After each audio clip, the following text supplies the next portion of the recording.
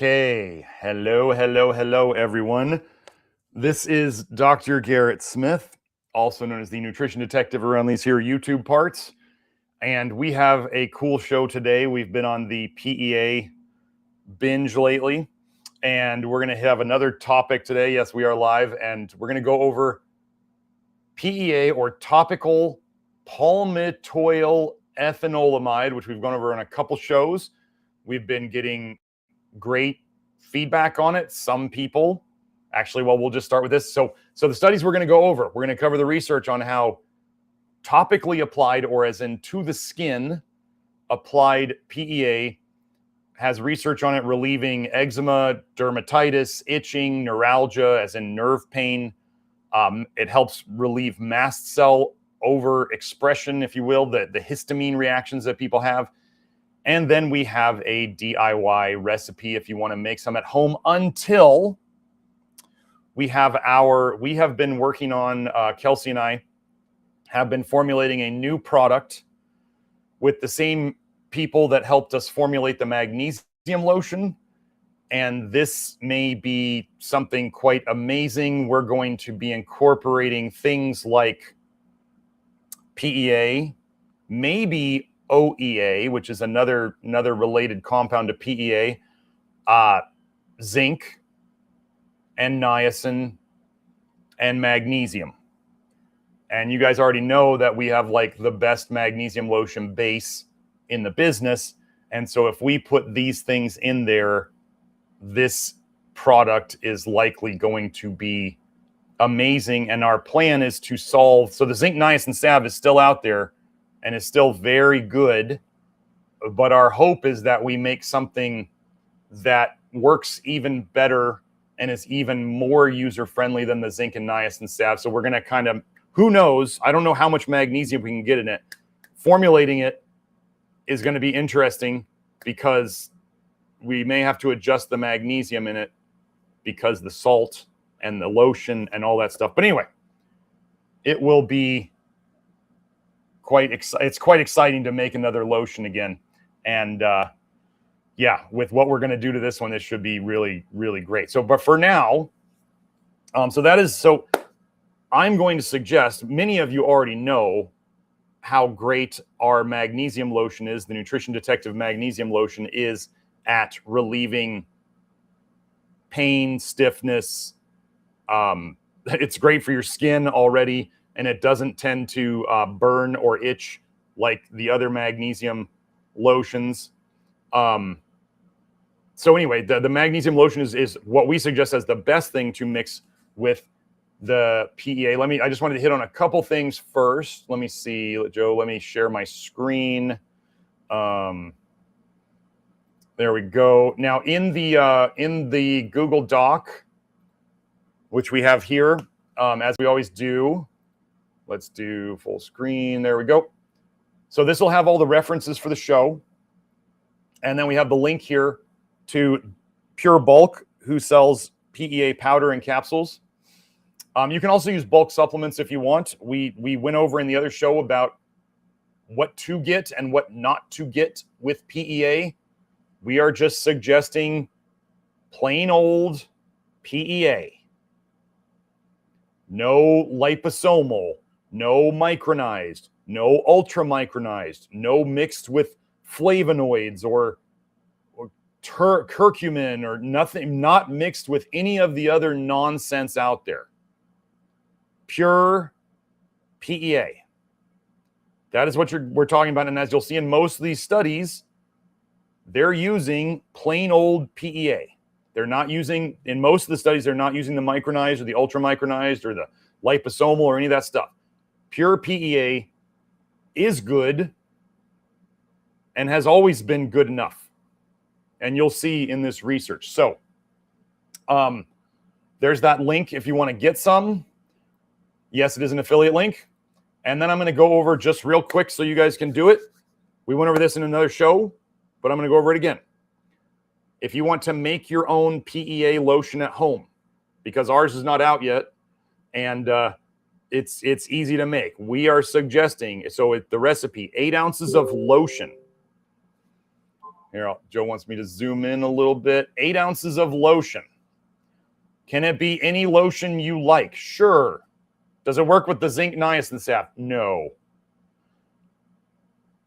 But we're suggesting our magnesium lotion. That's where we've heard a lot of really good feedback from. How much PEA do you add? You're going to add the PEA to it, and you're going to shake the bottle very, very, very well. Okay, I would suggest you shake up the bottle a little bit before you use it each time. So this is what you add. If you have PEA capsules, you're going to open up 8 capsules. They are 600 milligrams each. If you're going to use straight powder, it's 2 teaspoons of PEA powder. Or if you're the type who likes to measure it out on a milligram scale, it's 4,800 milligrams of it. So you can decide which way you want to go. Okay. And then what this makes, I believe, I'll just put it here, makes a 3, where's my percent PEA lotion. So as you'll see in the studies, there's 1%, there's 1.5%, there's 3%. We decided to go, since we know it works and we like it, we just decided to go with about the 3%. That's what we're shooting for in our lotion as well. And there are pre-made PEA lotions out there, but those of you who know, other products, you'll go and you'll look at those lotions and you'll be like, I don't like those ingredients, because nobody else seems to care about, like, they're going to give you PEA, but they're going to make a crappy ingredient lotion. So I saw 2 quick questions that I wanted to hit on about PEA. Now, I'm not going to be hitting on a lot of chats today, and I'm only going to be hitting on PEA related ones. So if you really want a chat answered, you probably want to do a super chat and make it about PEA. I'm not going to be going through the live chat like I did before, because I just don't have enough time today.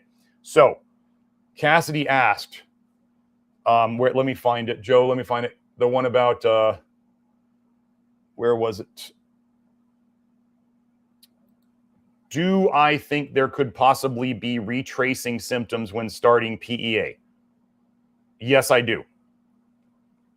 As we've talked about before, I do believe the PEA is helping to clean out fatty tissues, and fatty tissues store fat-soluble or fat-storable toxins, and retracing is a releasing of toxins into the system. So yes, it could stimulate. And just like we talked about with nickel, you push nickel out of areas and you get symptoms in that area. So if PEA is going in and affecting your fatty tissues and cleaning them out, and you release those toxins into the system, which were the toxins that caused your symptoms previously, then yes, you could have a reoccurrence of those symptoms as the stuff moves out of you. And that's going to take us into just the other quick question here. I took a lot of PEA in a day and got a migraine. I smoked marijuana in the past. Is that why? Well, the bigger thing, so am I going to say that it's because of the marijuana? Well, for those of you who have been following the legalization of marijuana,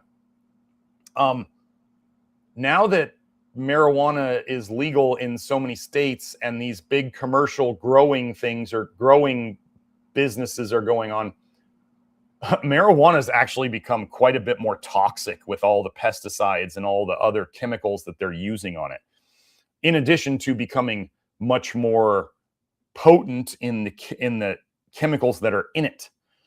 So would marijuana fall into the fat-soluble toxins arena? Yes. Would it fall into, there's probably lots of toxic metals in it, whether people are vaping it or however they're smoking it? Yeah.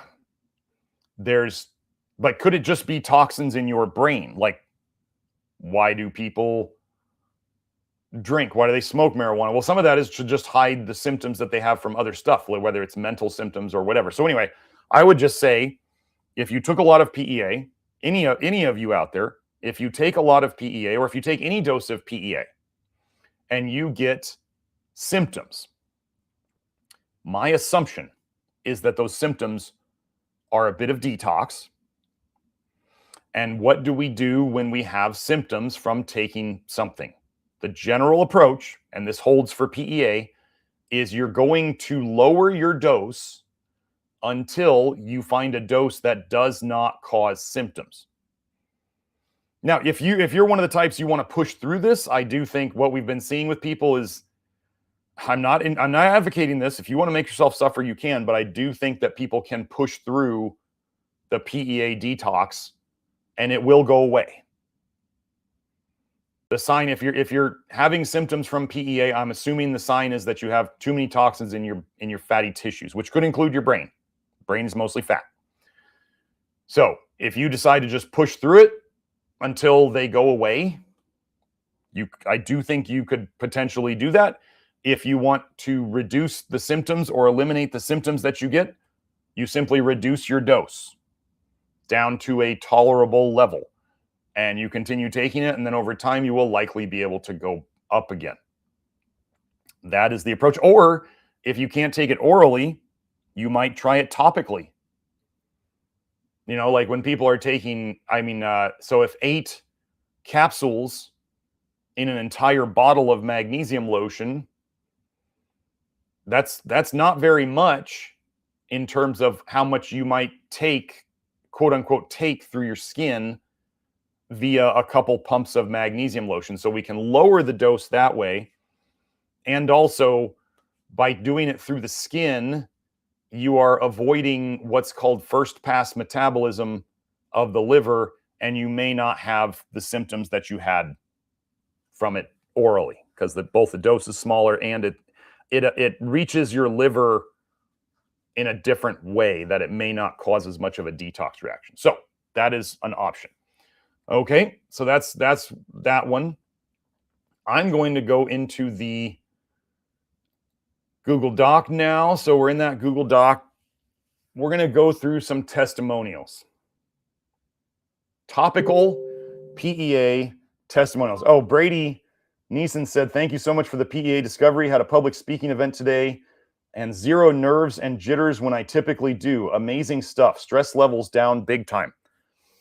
Yeah, it's pretty amazing stuff. And I do believe for everybody out there who's thinking it's somehow covering stuff up, or it's like a drug or a medication, I mean, just remember, your body makes it. And in other research papers, we saw that it's found in certain foods. Obviously, the foods contain fat, but it's not high in all fatty foods, okay? But it's found in foods that contain fat. Your body makes it when it's under stress or trauma or injury or toxicity. And what the researchers said was they said that foods and or what your body makes is not really enough to get your body's trying to help itself, but it's not really enough to give your body to get it over the hump. And so by adding it, we are getting the body over the hump. Here's a thought. Why can the body not make enough PEA, or why is the body struggling? Probably because of fatty toxins. So if we use the extra PEA and we reduce the fatty toxins, whether it's both through avoiding them and getting more PEA and the niacin, the flush niacin, the KG lipid cleanse, you may want to watch that episode. We're hearing good stuff about that. The combination of flush niacin and PEA, we're really, yes, we're so glad it's helping people. And now we get into the topical testimonials that we've had in like a week or two. So Kelsey might have been telling people, hopefully Kelsey will be joining us today, but Kelsey might have been telling people about topical PEA longer than I have. So here we go. Joe, you got the testimonial there? Yes. Okay. We're going to head over this. Testimonial number 1. And again, these are always anonymized. PEA is amazing. I take it orally and apply it to my skin in magnesium lotion. Hint, hint, wink, wink. It's been helping my skin a lot. Pectisol and Pecticlear both made my symptoms worse, but PEA has been great. Apart from skin improvements, I've been waking up less during the night and sleep has been much better. So yes, if you have issues with Pectisol or Pecticlear, that's likely another toxicity symptom. And you can either take less, or if it's too much for you right now, then don't take it. It's okay. I've been doing 1 gram of niacin plus 800 milligrams of PEA 3 times per day orally. That's a solid dose. And 1,200 milligrams PEA mixed with topical magnesium. I'm guessing that's the whole bottle. 2 times per day. I don't know if he's mixing 1,200 milligrams, like 2 capsules worth, with mag lotion twice a day. Either way. And I'm seeing real improvements in my psoriasis and eczema. I'm also sleeping through the night finally, and my evening restlessness has improved about 50%. We'll get into the, not restless leg, but the neuralgia part in the research here. Yes, it helps my skin when I mix it with mag lotion. There are studies showing it helps eczema when used in a cream. I put it in lotion instead of liquid, though. PEA is also an analgesic, as in a pain reliever, and reduces the stinging that can come from putting mag lotion on broken or inflamed skin. I can't verify that, but I wouldn't doubt it. So if you have, even with our magnesium lotion, if you have itching or tingling or even like a little burny sensation from it, which is very rare, but it could happen, the PEA may just help that. And then wait until you see the studies. So, okay, so the if you want to use other magnesiums, like let's say you use the magnesium oil, which is really just a concentrated magnesium chloride in water, okay? That burns and itches and tingles and can really feel bad, especially if you have dry skin. Well, wait until you see the studies about what PEA in lotion does for dry skin, even more than a normal lotion, okay? And it's funny, this testimonial is almost like, it almost seems, I'm joking about this because I didn't read this testimonial before I went over it, but it almost seems planted because he like goes through the research in his testimonial. I forgot to mention that my skin has been less itchy as well, about a 40% improvement since starting PEA a week ago. So in the research, we're going to go over. So this testimonial is basically showing what the research says. Research says it can help itching. Research says it helps eczema. Research says it helps neuralgia, which could be the like restlessness in the night. And I'm sleeping better too. It just keeps improving. So second testimonial. If the person who wrote this testimonial is in the chat and wants to say it's them, you can. She just sent me this testimonial this morning because I knew she had a good one. Kelsey knew she had a good one, and she was gracious enough to use it. Oh, Emma T says, is it okay to take zeolite with PEA? Yeah, absolutely fine. Yeah.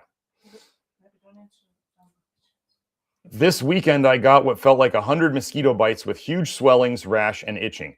I used the PEA topically and internally for the antihistamine effects. It worked to eliminate the itch, but has to be reapplied often. After using it 2 days in a row, I got a solid sleep last night and was able to work out and sweat without being tortured by the increased blood flow. So yeah, in the chat over there, Joe, if you want to highlight her thing, Beth, it is Beth, Beth Martens, big fan. I think Beth even did a show on PEA now. She's that excited about it. I also tried the topical PEA on the nerve pain that comes with shingles outbreaks, and it works to relieve the pain straight away. It also needs to be applied regularly to keep working, but what a godsend to get any relief at all. By today, the pain is completely gone. Folks, there's like shingles pain is really bad. I've never had it myself, but I've just heard about it. It's make grown adults cry. Yeah, it makes grown adults cry is what Kelsey's saying. Do you want your mic? Okay. But yeah, to have any relief for shingles pain where you're not taking, opioids or NSAIDs that are ruining your gut lining, and to do all this. Okay, so you got to, as Beth was saying, you got to put the PEA lotion on it again and again and again. But think about this. Okay. Yeah, Beth was adding, yeah, they did a PEA Beth of Fresh Air episode on her channel. Beth, if you want to plug your channel in the live chat, you can. And she also said shingles pain is a showstopper. Yes. So think about this. Shingles, right? We're told it's a dormant virus in your nerve endings. And most of the time it just is in hiding, doing nothing, not causing any problems. And supposedly, like 90% of us or 99% of us have this virus in us. And if you start going, okay, if 99% of us, okay, for you guys know how I feel about quote viruses. As in, I think the theory is not valid. Anyway, what if this shingles outbreak is really just a toxicity reaction along a nerve? And then as Beth is saying, you start putting, and we have post-herpetic neuralgia research, literally, we're going to go over it today, and the PEA helps clean it out. So yeah, the toxicity doesn't go away with the first application necessarily. However, if you keep applying it, it goes away faster overall. Did you get the one about the trigeminal neuralgia? No. That one's a showstopper too. Well, okay. All right. Now I'm going to have to find it. Oh, sorry. Okay. We'll find it later. And anyway, Hello, everybody. Oh, and here's Kelsey. Yes, she's here with me. Hello, hello, hello. So the third testimonial, I've yet to ingest any PEA. I use it daily on the rash/dermatitis area, though, and it has shrunk. I'm still having to use hydrocortisone once a day to manage the itching, though. That was about a month ago, though. So I'm reaching out to see how if that person is doing even better now. Oh, so somebody else, AD 2483 added, from my experimentation, Joe, if you can find that one, if PEA causes headaches, increasing zeolite decreases the headaches. So, did we announce about the super chats? Yeah. Oh, okay. So let's get into, actually, you know what? I want to go, let me go find, was that a topical paper? Which one? The trigeminal PEA. neuralgia? Yes. Or was that oral? Probably oral. Okay, well then I won't worry about it. Like a sachet. I think they did a sachet, and it's one of the papers that gave me the idea that to get the PEA all in the mouth. Well, if you want to find it on your phone and send it to me, sure. I can. All right, do let's. Okay, so we're just going to start. We're going to go over the mechanism right here of PEA. So let me close that. Oh, Beth says hi. Yeah, Kelsey. Hi, Beth. Okay. Here we go. We're going to hit on some of the mechanisms because a lot of people want to know what's the mechanism. And we have effects of PEA on immunologically induced histamine, PGD2, and TNF alpha release from canine, as in dog, skin mast cells. So I want MCAS, everybody who talks about MCAS. MCAS, yeah, MCAS, yes. And that other nickel lady that talks about histamine. Yes. I haven't heard her talking about this stuff. Shanjak says, finally caught the live. Yes, we are here. So I want you to pay attention to this. It's not a cannabinoid. It's an endocannabinoid-like compound. So don't think that it's like you're going to go smoke weed and get it. It's not it's not a cannabinoid. It's an endocannabinoid, which means made inside the body like compound. So it's a similar compound. Like nicotine receptors. Yeah, similar compound to a group of compounds. They name it after foreign compounds. Yeah, they name it after things that they like when you think of the nicotinic acid receptor, they name it after things that they can stimulate. They know that the receptors bind to. So endocannabinoids, they knew they could bind cannabinoids to it. Opioids, they knew they could bind opioids to it. It doesn't mean you need to eat or smoke or drink opioids or cannabinoids to stimulate the system. Don't think that way. That's not what we're doing here. Anyway, PEA is an endocannabinoid-like compound in the parent molecule of the allyamide family, which means that the other compounds can come from it. A group of fatty acid amides able to act through the downregulation of mast cell degranulation. So if you think or you know you have mast cell problems or histamine problems, this histamine intolerance calms it down. And degranulation is when those mast cells just spew a bunch of histamine in the local area and doesn't feel good. Yep. PEA has been proven to exert both analgesic, as in pain relieving, and anti-inflammatory. Did you turn it on? What? Is it on? Yeah, it's green light. Yeah, she has her microphone on. Yeah. Do you want to put it on your shirt or whatever? Sure. Okay. So it's got pain relieving and anti-inflammatory activity, and recent studies have shown its ability in reducing clinical symptoms of inflammatory skin diseases, both in humans and in animals. Why haven't we heard of it? Although its pharmacological efficacy is well known, so they know it works, the mechanism of action of this family of compounds is still unclear. I want you to remember how long they used aspirin before they knew the mechanism. Tons of drugs, they don't know the mechanism, or they're still figuring it out, but they use them. But PEA, they know the efficacy, but they don't know the mechanism, and most of us had never heard of it. So what did they do? They were using it on, this is a cell study. The results obtained in the present study show the ability of the allyamide PEA to down modulate, as in reduce skin mast cell activation. Therefore, our findings suggest that the beneficial effect of PEA observed in inflammation and pain clinical studies could be due, at least in part, to its ability to inhibit the release of both preformed and newly synthesized mast cell mediators. So let's keep going. The next one. Palmitoyl ethanolamide counteracts substance P-induced mast cell activation in vitro cell study by stimulating diacylglycerol lipase activity. Before we head into this, substance P is related to P for pain. Now, I want you to understand substance P. One of the things that capsaicin does is capsaicin, the spicy stuff in peppers, causes the substance P nerves to dump a bunch of substance P into the system. Okay? Pain, substance P. Now, A lot of P words. Yeah, what they do, so there's people out there who say, oh, but capsaicin, you can use that for your diabetic neuropathy. Oh, my mom tried that. What they do, I want you to understand that the progression that I found of substance P when you stimulate it over time. So in the gut, what they found was that as substance P, as those receptors go down over time. So imagine it when you use something too much or take something too much or eat too many spicy foods, your body down regulates the receptors and the nerves because you're just pumping it too much. You burnt it out. You burned out Yes. the system. You fried the nerves. So what did they find in the gut? Where does capsaicin hit you the most? It's in the gut.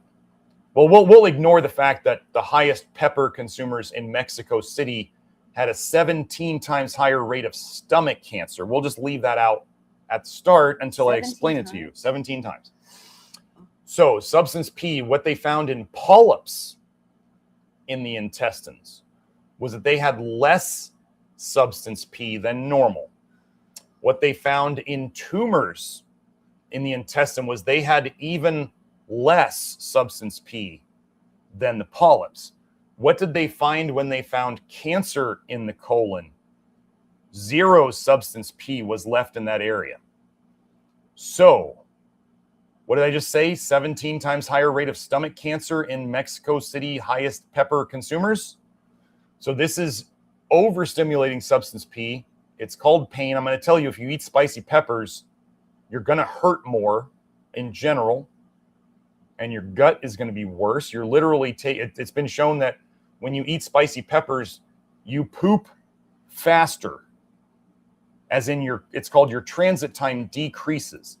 You know, and I know, that when you eat spicy foods, it burns your mouth and it can burn your other end on the way out. Yeah, and we have that paper about the PEA reducing inflammatory excessive motility. So, people after they eat spicy food getting Diarrhea. The hot snakes. The hot snakes. It reduced that too. So, and some people, it just doesn't quit. Like they still keep getting that inflammatory diarrhea, and PEA can help. Yes. So anyway, yeah, you don't want to push substance P. Like what diabetic neuropathy, when they're putting capsaicin cream on their feet, they're literally making it so their body can't feel the pain in their feet. Yeah. But then your body starts to forget to take care of that area because it doesn't know it's there so much anymore. So it's gonna cause even more problems. Anyway, spicy foods are bad. And I can get into the whole like how, you know, receptors, like sensory receptors, your temperature receptors and your pain receptors and all that, they're also in the brain too, which is very interesting. And they're pretty similar, but we feel them differently, right? We don't feel hot and spicy in the brain. We feel pain in the brain, or we feel sadness or anxiety and things like that too. And there's, you know, plenty of PEA research on mental health and well-being too, which is kind of interesting. And, you know, the gut brain microbiome whole thing, which is, you know, pretty proven at this point. Very interesting. So anyway, so substance P, as we're seeing in this title of this study, palmitoyl PEA counteracts substance P induced mast cell activation. So substance P induced, that would be inducing it, causes mast cell activation, which would release histamine. So don't do that. Anyway, let me go find the part in here that we're going to read about. Yeah, so Shanjek mentioned he has a difficulty suspending the PEA. We just put it under the mouth, okay? Put it under the tongue and then swish it around. And you can find the full instructions on the Love Your Liver program. And I think we even published them publicly, right? Yeah, I did a whole show on it. Yeah. Anyway, substance P increased the number of degranulated RBL2H3 cells and triggered the release of histamine. So your spicy foods are triggering the release of histamine. PEA counteracted these effects in a manner antagonized by AM630. So that means that's how they verified it. They used this compound to show that it counteracted the specific receptor. Co-treatment with PEA and 2AG at per se ineffective concentrations. So they gave these two things together at ineffective concentrations, quote unquote. It's still down modulated. It's still down regulated the substance P induced release of histamine and degranulation. Oh, it's not going to work. We'll just give them a little homeopathic. And this effect was reversed by this compound. So what they're saying is they thought the dose they gave would be ineffective, yet it was still effective. Pretty cool. Okay, continuing on. I thought I highlighted this one, but anyway, I'll fix it. The nuclear receptor peroxisome proliferator activated receptor alpha. So this is PPAR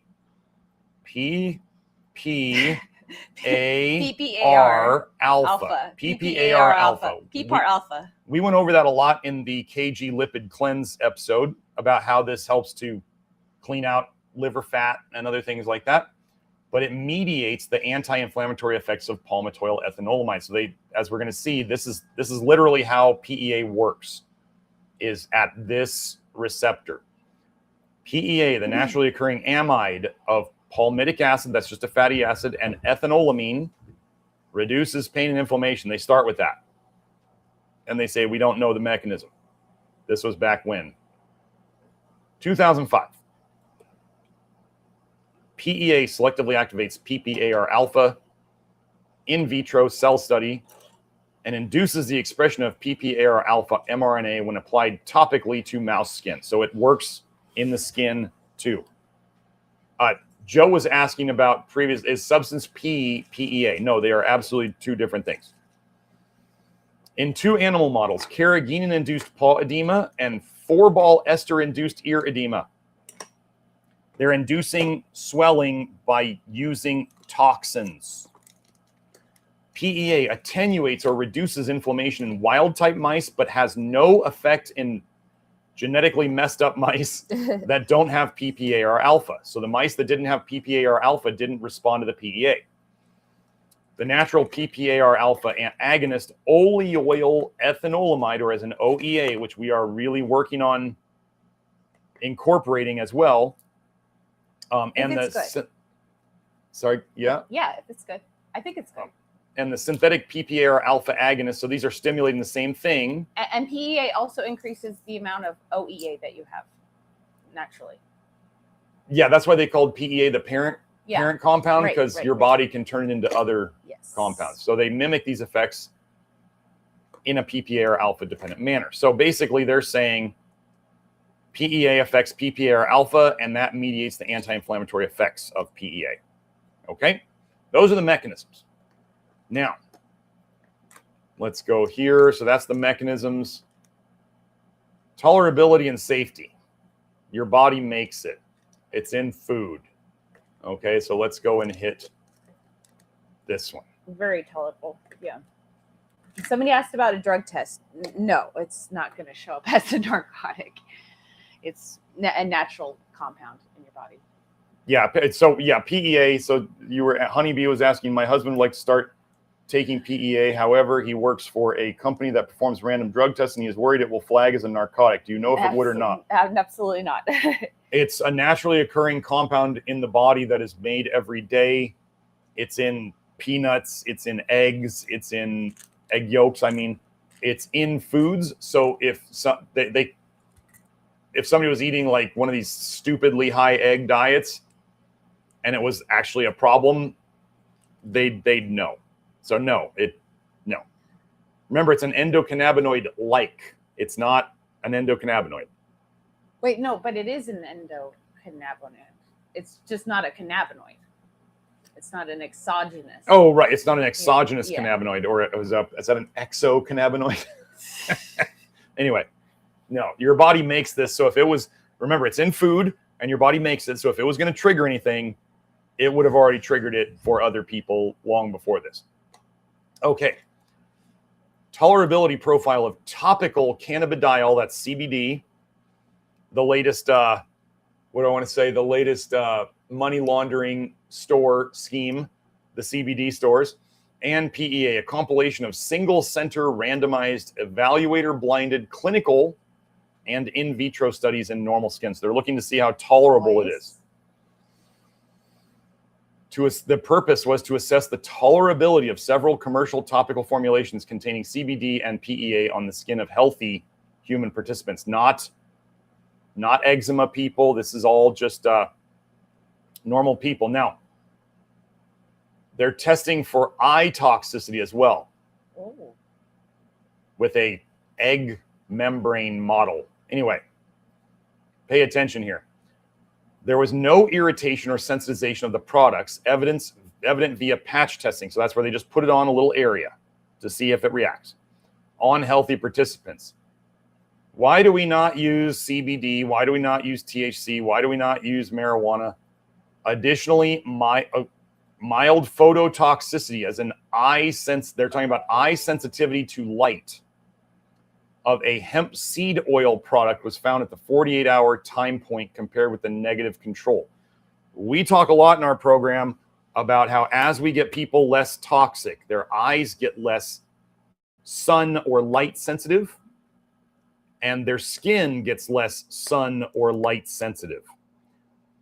The things out there that people know can help with these types of sensitivity are reducing your vitamin A toxicity and reducing your consumption of seed oils. We also had that one about PEA protecting against retinaldehyde-induced damage in the eye. That was cool. Yeah. Yeah. Yeah, the vitamin A damage in the eye. Yep. So yeah. So what do we have here? The specific formulations of CBD and PEA containing products are non-irritating and non-sensitizing in healthy adults and further encourage similar research assessing their long-term safety and efficacy in human participants with dermatological or skin diseases. So now we are going on to itching. We already had that testimonial on itching. Oh. What were you going to say? I was going to make a joke. Oh. I was going to say, I was going to say it. As published in the journal, duh. Right. Yeah. So, okay, so we're on topical cannabinoid agonists. So this is something that stimulates the endocannabinoid system. So an effective new possibility for treating chronic pruritus, which is itching.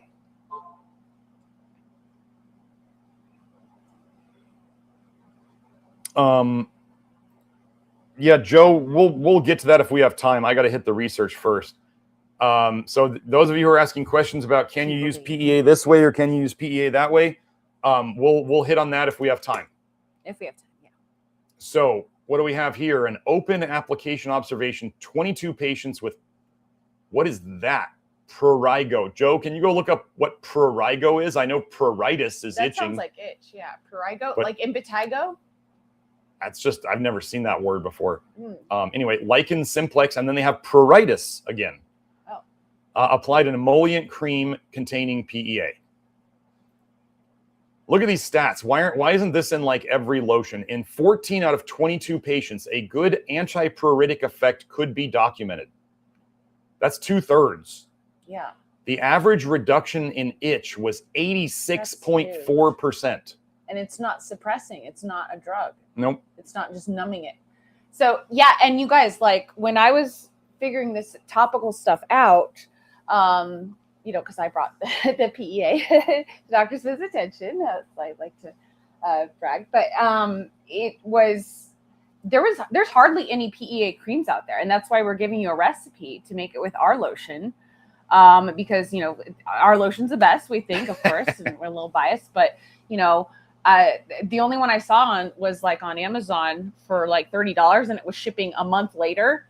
No, it was $50, I think. Something terrible. But the dearth of products was amazing with all the tolerability and the research behind it and all that. I can't believe people aren't using it more topically. Yeah, it's because it's just fantastic. And well, you'll see in the research how amazing it does topically.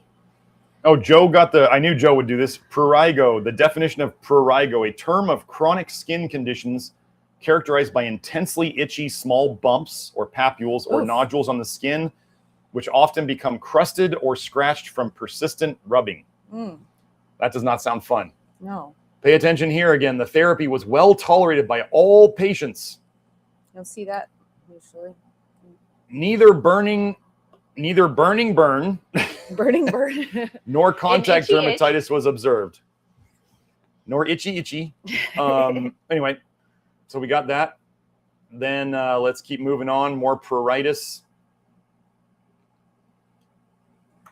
Efficacy of body lotion containing N-palmitoyl ethanolamine in subjects with chronic pruritus due to dry skin. A dermato-cosmetic study. Actually, this one did not have an abstract, and I didn't have time to go to Sci-Hub to find it, and it didn't have an abstract on PubMed or here, but you're going to see the patterns of this. We've got plenty more research. Did another study on pruritus. Yeah, and I don't know if you got this one, but there was one about the barrier and what one way is that scientists can test the integrity of your skin barrier, which is really important, right? We got to keep the dirt out and toxins out as much as possible.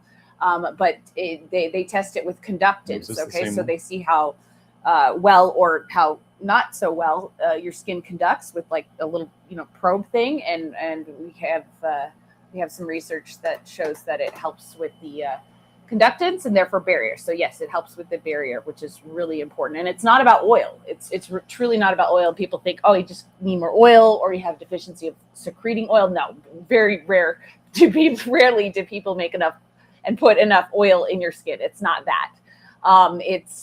It's so much more complicated. Your skin is an organ. So I lost my train of thought. What? We still haven't fixed my terminal ADHD. So anyways, go ahead, then. So on to the next one. We have efficacy and tolerance of the cream containing structured physiological lipids with endocannabinoids in the treatment of uremic pruritus, a preliminary study. Uremic pruritus is itching caused by the kidneys failing. Mm-hmm. Too much urea. Yes, too much urea like in the and they get crusty on their face. Yeah, which is pea crystals. So this is a detox problem, right? They're having a problem of detox, which, if you didn't know, pruritus or itching is one of the. I'm not okay. So here's an important thing to understand: you can get itching from all sorts of reasons. When people have liver disease, itching, pruritus is a extremely common symptom of it. When women are pregnant and their liver can't keep up with all the detox of, waste materials of literally making a baby and all the extra hormones that they make that they can't clean out, they get itching. When people's kidneys are failing, as they are here, they get itching. So I'm not saying if you have dry skin, and you have itching, I'm not saying that's what's happening, but well, if you're having skin problems, you're having detox problems. And as an aside, high dose niacin pretty much cures end stage chronic kidney disease, and it makes you itch at first, right? Flush. Please don't use the C word. What did I say? Kidney chronic Cure. Oh, Please don't say that. I said pretty much. Okay. Don't. That doesn't hedge it. No, just All right. no. All right. Do not use that word. Okay. All right. We would like to stay on YouTube. Not use the C. Never use that word. Okay, I didn't know that. Okay. So here we go. Joe, can you make a note? Yes, thank you. Here we go. Uremic pruritus is still a common phenomenon in patients with end-stage renal failure. However, there is no effective treatment of choice for this condition. No effective treatment of choice for this condition. This study was undertaken to evaluate the efficacy and tolerance of the cream with structured physiological lipids, and endogenous cannabinoids in controlling pruritus in patients on maintenance hemodialysis. 21 subjects with uremic pruritus completed the trial. All patients applied the tested cream twice daily for a period of 3 weeks. Pruritus, as in itching, was evaluated using 2 pruritus scoring methods, standard visual analog scale and a questionnaire method. Moreover, all patients had dry skin scored according to the 5-point scale. Global pruritus and xerosis, that's dry skin, were examined before the trial on study visits at weekly intervals and on follow-up visit performed 2 weeks of study after 2 weeks of study discontinuation. After 3 weeks of therapy, pruritus was completely eliminated in 8 of the 22 people. You know, wait, so we went from no effective treatment of choice for this condition to completely eliminating it in 8 of 22 patients. Itching evaluation by both scales revealed significant reduction of pruritus scores during the tested product application. At the beginning of the trial, there was no significant correlation between the intensity of dry skin and the severity of the itching. The 3-week treatment period resulted in complete reduction of dry skin in 17 of the 22 patients, while xerosis scores, dry skin scores, were significantly reduced throughout the study period. The test product was very well tolerated by all patients. The test product appeared to be effective in reducing both pruritus and xerosis in hemodialysis patients.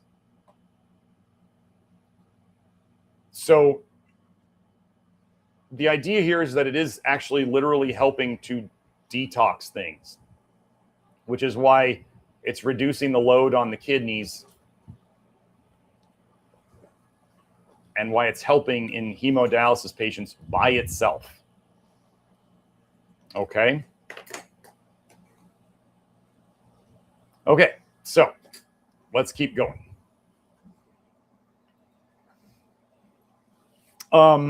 Okay, PEA and AEA, we have here N-acetyl ethanolamine, are effective in asteatotic eczema.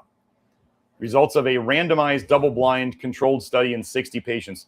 Joe, I just want to make sure I say the asteatotic eczema definition right. So if you could get that for me, that'd be great, like you did before.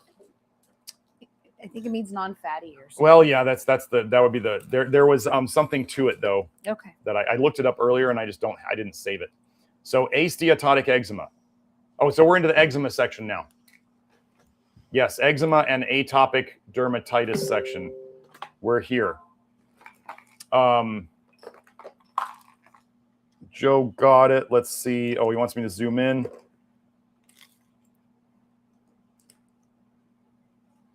Is that too much? No, we're good. Oh, fine. We'll accept it. Okay.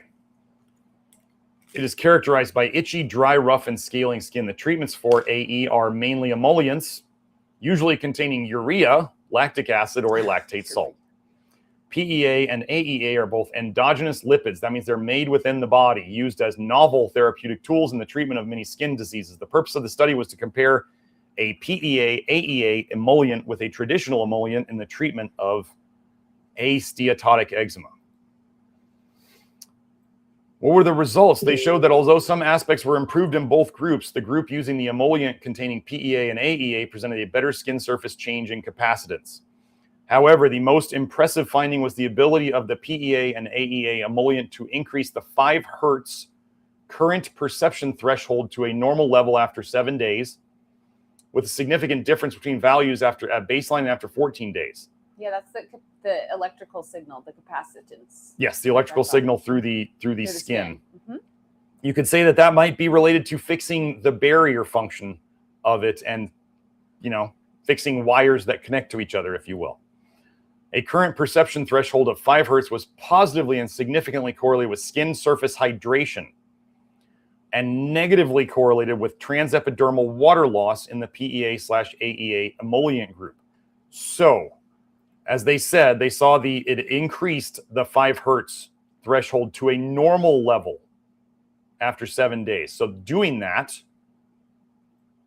was, as that went up, there was better skin hydration and there was less water loss from the skin in only the PEA and AEA group. Compared with traditional emollients, regular application of a topical PEA and AEA emollient could improve both passive and active skin functions simultaneously. You don't hear about that anywhere else. So let's go to another one. Oh, Beth was adding, when she had cancer, she had chronic skin itching. Yes. Skin itching is a toxicity problem, folks. Next one, use of a PEA containing non-steroidal cream for treating atopic dermatitis. Impact on the duration of response and time between flares. Time between flares. Guess what it's going to do? Let's see. Was there anything I wanted to read in here? Oh, that was the study we just went over. PEA was also shown to downregulate the expression of IL-4, interleukin-4, another marker of inflammation. Since interleukin-4 is upregulated in atopic dermatitis, the PEA containing non-steroidal cream has been evaluated in more than 3,000 patients with demonstrated efficacy in reducing the signs and symptoms of eczematous dermatitis. You'd think that it'd be for sale more, right? Right. Does it work too well? Does it fix problems? You'll get to decide after this. Patient preference in study products. In comparing preference, I can't follow the highlight with this. I just had to highlight it so I could find it again. In comparing preference for either the PEA containing non-steroidal cream or the designated moisturizer cream used in the time to flare study phase, product preference was based on response to the question, which product would you prefer to use on an ongoing basis? If the patient was younger than 10 years, the parent was queried to give the response. Of the 40 patients who responded to the patient preference survey, 73% chose the PEA containing non-steroidal cream and 27% chose the designated moisturizer cream, which may have some corticosteroids in it. Not sure. I don't remember. Yeah. Adverse events. Again, no patients discontinued the study because of adverse events. Mild transient stinging was reported on 4 occasions by the parents of 2 of the children, ages 6 and 9 years, using the PEA containing non-steroidal cream. No serious adverse events were reported. Again, like if people are having, let's say somebody uses PEA orally and they take a big dose and they get a migraine, is that a detox reaction? Most likely. So if you have some kids who are already like really bad skin conditions, and kids, you know, can be a bit sensitive, if they put it on and they got a little transient, so some temporary stinging, hey, that might just be a little bit of a detox reaction. Remember, nobody quit the study, so that effect, if we're saying no patients discontinued the study, and this mild transient stinging was reported on 4 occasions, I'm going to guess that those were right in the beginning and that they went away, which is like we're telling you. You think the kids would have kept using it if it kept doing that? Probably not. So here we go. In adult and pediatric patients presenting with a flare of atopic dermatitis, overall results of the study indicate that the sides treated twice daily with a mid-potency topical corticosteroid in combination with a PEA containing non-steroidal cream demonstrated more rapid clearance than the sides treated twice daily with a topical corticosteroid in combination with a designated moisturizer cream. So they were all still on the steroids, the corticosteroids, during this. So they got it down during the maintenance phase after discontinuation of topical corticosteroid therapy. So they got them off the topical corticosteroids. The average time to flaring again was prolonged on the sides treated with the PEA containing non-steroidal cream by 28.9 and 28.2 days in children and adults respectively, as compared with the sides treated with the designated moisturizer cream. So it took the dermatitis a month longer to come back in the people who got the PEA. That's the opposite of a withdrawal reaction. You understand? This is something that accumulated in a good way in the system and kept the problem away longer. So the root cause of this problem, dietary, toxicity, stuff that, you know, detergent on the skin, whatever the causes were, they didn't remove the cause. What they did was they treated it, and locally they reduced whatever was going on there, and that effect stuck around. I showed you guys research on oral PEA having a lasting response in people on another episode. I forget which episode it was. But anyway, this is why I don't think it's like a duration paradox. Things do not get worse the longer somebody's on it. The effects compound and get greater. Again, I'm going to say it again. We're seeing people who go to the gym, like they're doing more sets and higher volume, and they're needing less rest. And it's like physical performance is slowly and steadily improving. As an example, I've been having lots of things going on, including moving myself up to northern Idaho, and I hadn't gotten a gym workout in 2 weeks. Like, I had not gone to the gym to do my specific Judd lean hard type workout in 2 weeks. I went yesterday. Every single lift went up in weights or reps, or every single lift improved. I'm 50 years old. That's not supposed to happen. Like, you're supposed to have to put in a lot more time to have that happen. So, and that's you know, having changed my entire situation. So that would take a toll as well. So what I'm telling you is PEA is good. I saw the chat about somebody's worried about a duration paradox. It's made by your body. It's in foods, like, and we have not seen it. Okay.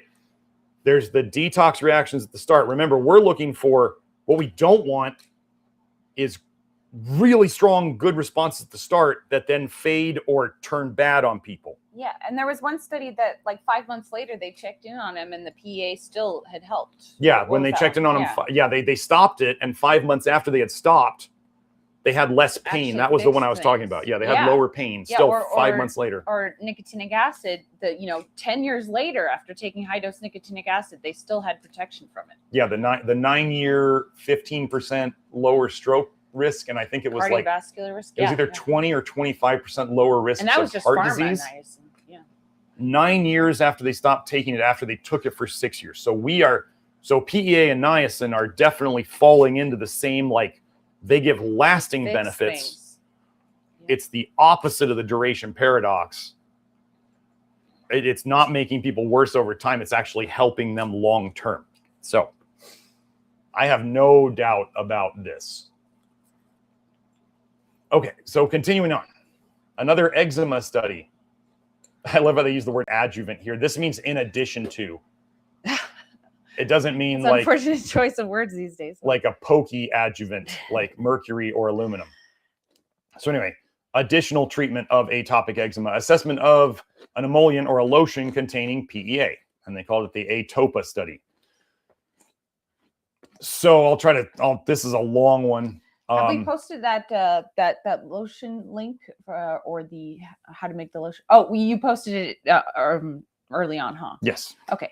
Joe, if you wanted to post like the magnesium lotion and the PEA lotion, if you're excited enough and you want to go ahead and get in your kitchen and make some, then that would be great. Yeah, the where to buy PEA and link to our lotion if you need to stock up. Yeah, that's all in the references doc. Oh, okay. If you want. Okay. So the objective of this study was to yield data on the skincare properties of a cream with unique lamellar matrix containing PEA to assess the quality of life variables in patients with mild to moderate atopic eczema. You don't need a unique lamellar matrix. No. You just need a lotion. Okay. Settings in this multinational, multi-center, observational, non-controlled, prospective cohort study, patients between 2 and 70 years of age were enrolled. That's a lot of $5 words. All patients were supplied with the study product sufficient for treatment over the entire study period. Outcome was followed in periods between 3 and 7 days. So that's when they asked them questions. How you doing? And 4 and 6 weeks after the study starts. So at 1 week, 4 weeks, and 6 weeks. Data were gathered from doctor reports and patient self-assessments via patient questionnaires. Data from 2,456 patients entered the database. The mean examination intervals were 6 days for the 3 to 7 period and 38 days for the 4 to 6 week period. At the study end, intensities of erythema, that's skin redness, pruritus, that's itching, excoriation, I think that's actually ulceration or itching, and to the point where you're tearing up the skin. I don't know, Joe, if you want to find that word exactly so we can have it exactly right. Scaling, you guys know skin scaling. Lichenification, that's the hardening of the skin. And dryness were significantly reduced with a combined score reduction of 58.6% in the entire population, according to doctors' reports. Patients reported a reduction of itching on visual analog scales. So their itching reduction went from a 4.9 down to a 2.7 6 days after treatment start, and a further reduction to 2.0, so 2.7 to 2.0 at the study end. Likewise, sleep quality improved significantly during the study period because they're not itching, they're not burning, they don't, their skin feels better. Earlier used topical steroids. Wait, pay attention to this. Earlier used topical corticosteroids, they were on corticosteroids for their problem, were omitted, or as it means they quit using them. They didn't need them anymore. By 56% of all patients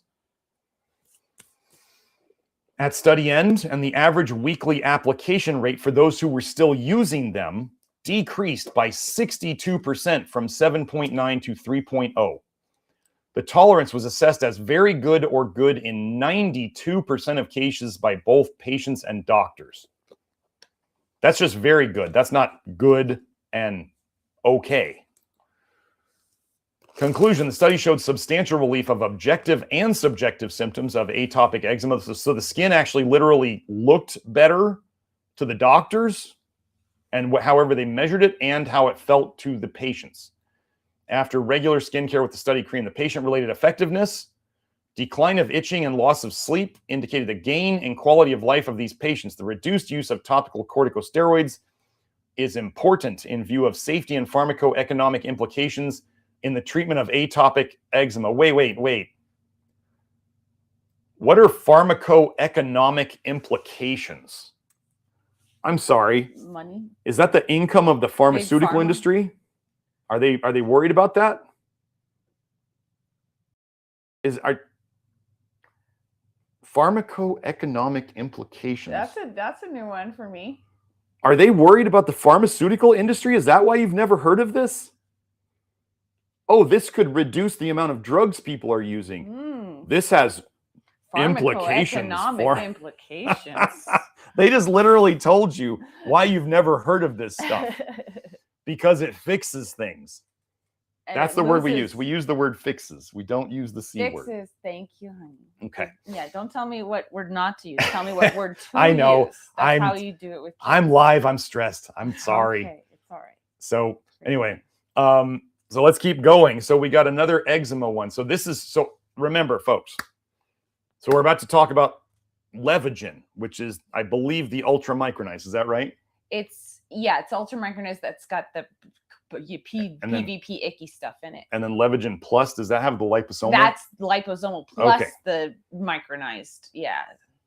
So, okay, so this is, so I want you to understand, when we've talked about PEA in all these previous studies, they didn't mention micronized, they didn't mention ultra micronized, they didn't mention liposomal, they didn't mention phosphatidylcholine, they didn't mention other additives. I mean, some of them will have other things in them, like there's going to be some baclofen studies where they add baclofen to it. But, oh, sorry, Joe, I didn't share it. There we go. Thank you. Let me make it a little bigger. So anyway, just know that regular PEA, if you do the mouth, open it in the mouth technique, the powder in the mouth technique that we talk about, so your system knows it's coming and it turns on whatever machinery it needs to absorb it, or regular old PEA in some lotion. We've got several people. Actually, Joe, if you want to show that, here, I'll do it. Can you show that Heather Parker comment, Joe, that's at the bottom of the list? Oh, here we go. So somebody was asking, can you mix it with an oil? Heather Parker added, I've been mixing PEA with avocado oil for topical use. It's great and is impacting basal cell skin cancer in a positive way. We'll keep you posted. Thank you for saying it that way. It's impacting basal cell skin cancer in a positive way. That is a great way to say it. Yeah, so let's get back into that one. Here we go. Okay. Efficacy of topical PEA for the management of eczema symptoms, a double-blind, comparator-controlled, randomized clinical trial. It's got all the magic words. So let's go. This double-blind, randomized, comparator-controlled trial evaluated the effectiveness of a topical application of a novel, patentable PEA formulation, as in Levagen Plus, compared with a standard moisturizer to reduce eczema severity and improve patient outcomes. Weird thing, they didn't compare it to standard PEA as well. 72 participants aged over 18 years old with atopic eczema. Symptoms including redness, dry skin, scaling, and/or itchiness on their hands or arm were recruited. Results: Levagen Plus, as in PEA, was effective at alleviating symptom severity of eczema over 4 weeks. Levagen significantly reduced redness, dryness, and total POEM, patient-oriented eczema measure score, compared to a comparator cream. Conclusion: Levagen can significantly reduce eczema symptom severity compared to a comparator product, supporting its use as a potential treatment for eczema. But again, regular old PEA worked in all the other papers. Okay, now we're into neuralgia. This is exactly the testimonial that we just had from Beth. Adjuvant, as in addition to, topical therapy with a cannabinoid receptor agonist, endocannabinoid receptor agonist, in facial post-herpetic neuralgia. Now, if you don't know about post-herpetic neuralgia, facial shingles, if shingles goes down the nerves on the side of your face and gets to your eye, it can literally make people go blind. So I had a lady who got shingles on her face once, and she was coming to me like, what do? I don't want to, the doctors don't really have anything that can help me.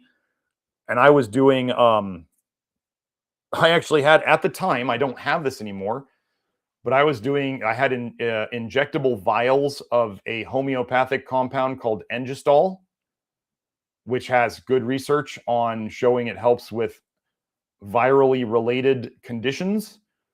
And I gave her injections daily for about 5 days of those, plus B12, methylcobalamin.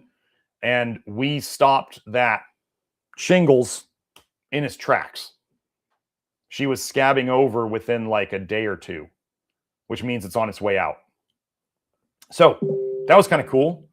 That was a nice win. Nowadays, well, PEA lotion would probably just shut it down too. You just got to apply it more than once. So patience and methods. Oh, I guess I didn't finish highlighting this one. In an open label trial, 8 patients with facial post-herpetic neuralgia received this. So post-herpetic neuralgia is you have the shingles, but then later you have residual nerve pain.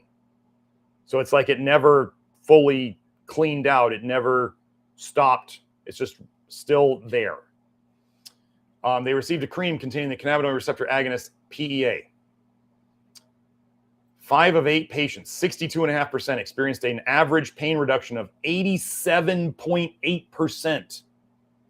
Therapy was tolerated by all patients. No unpleasant sensations or adverse events occurred. I mean, they're already hurting. They'd have to have something pretty rough to be like, that hurts more than the shingle, the post-herpetic neuralgia. Anyway, look at these numbers. I mean, 62.5 and 87.8%. So let's keep going. We're almost done.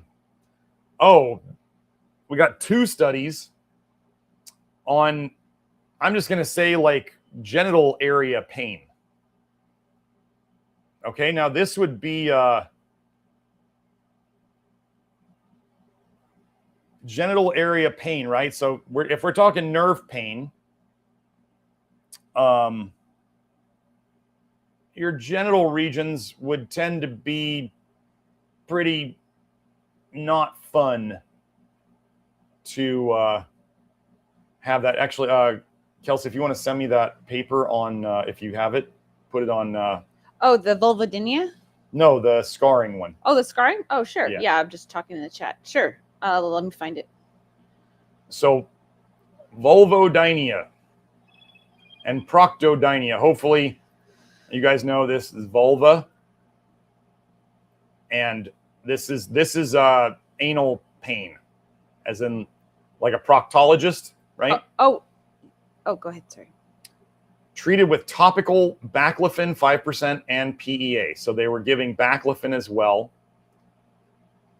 A 33-year-old woman with intractable, as in they can't help it. It's not getting better. It's not going away. Chronic vulvar, yes, and anal pain, had to abstain from sexual intercourse and could neither cycle, as in ride a bike, nor sit for more than 5 minutes. That sucks. But what about the pharmacoeconomic implications? Oh, yes, yes, right.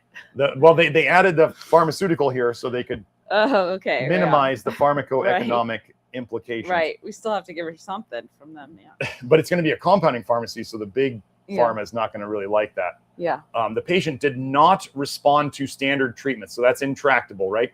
We prescribed a combination of topical baclofen 5% and PEA 400 milligrams 3 times daily. After 3 months, her symptoms decreased more than 50%, and sexual intercourse was possible again without pain. So she could sit again. Could you imagine not being able to sit for more than 5 minutes? Oh. Not being able to have sexual intercourse?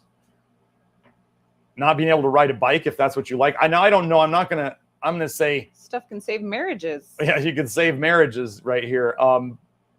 And also, folks, cycling can kind of ruin your undercarriage and the nerves that go under there, the pudendal neuralgia and other stuff. So it's possible that cycling may have helped cause this.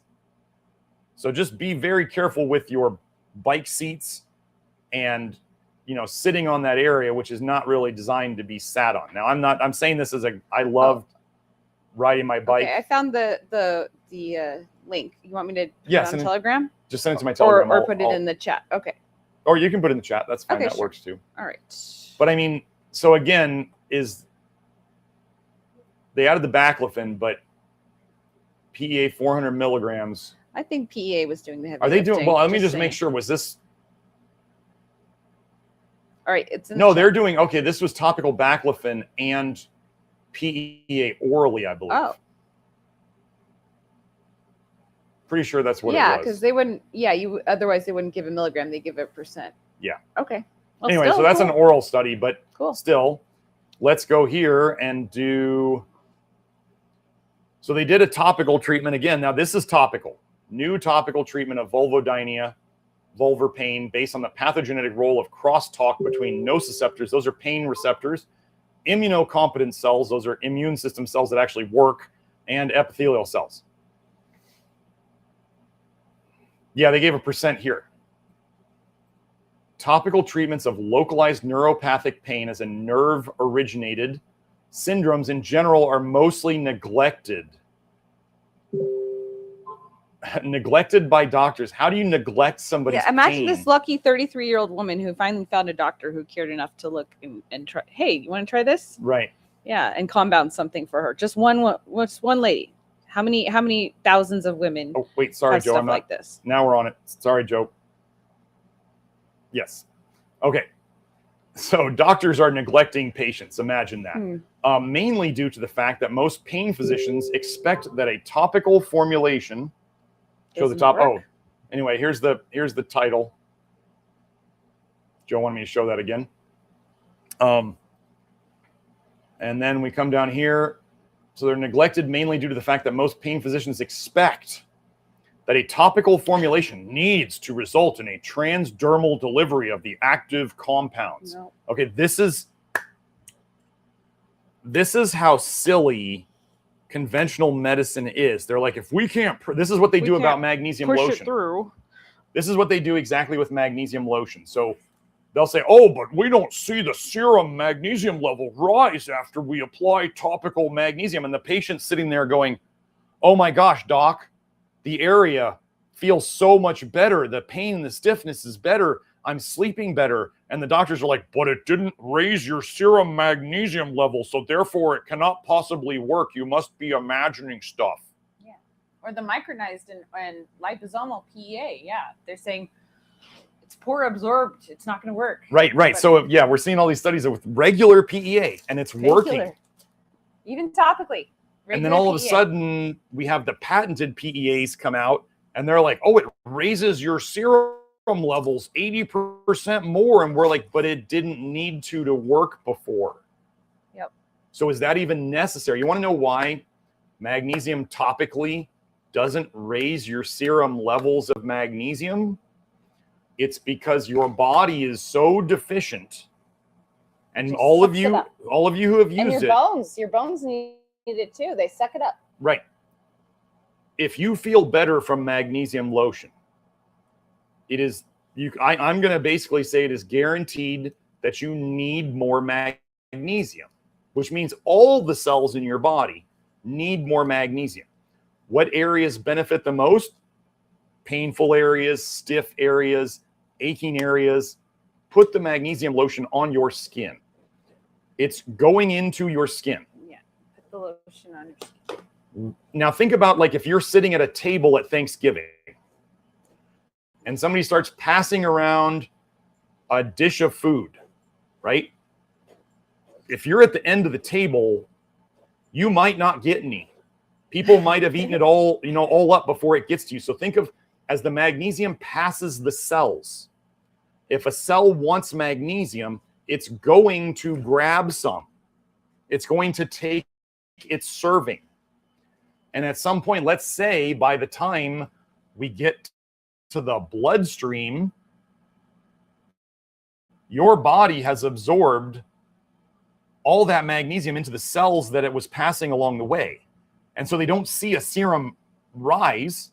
However, you feel better because the cells got more magnesium. Can I say something about Yes. that too? Okay. Sometimes when I see people use our topical magnesium, and they've been using it for a while and they've been using it regularly, sometimes their magnesium actually goes down, but that's a good thing. Like that means their bones are absorbing magnesium. Your bones aren't just a storage tank for calcium where the blood, you need to a little bit here, a little bit there as an electrolyte.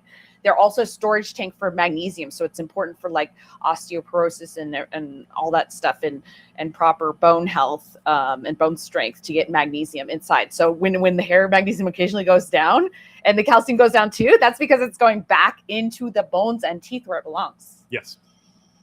So just know, and so here's the funny thing that you'll find about this is the pharmacoeconomic implications of hilarious. the lies that they tell.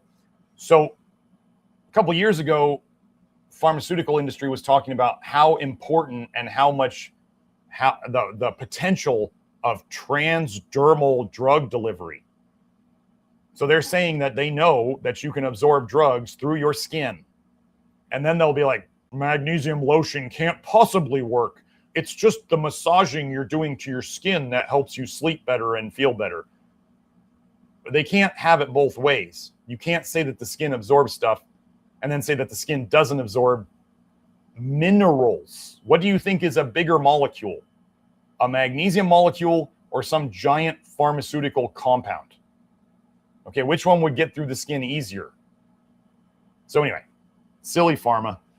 Let's keep going. We got to wrap this up fairly soon on the basis of the practical experience. Oh, yeah, I'll have to read Dagmar's thing.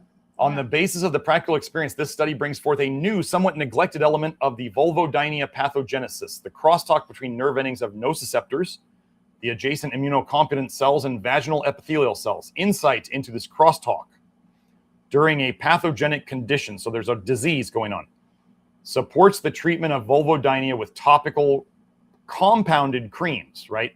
Well, pharma doesn't like those. They don't make any money on that. Vulvodynia was successfully treated with an analgesic cream consisting of baclofen 5% together with the autocoid. This one's topical, yes. The other one wasn't. Oh. With autocoid PEA, an endogenous anti-inflammatory compound. In this review, data is presented to substantiate the rationale behind developing and prescribing topical products for localized pain states such as vulvodynia.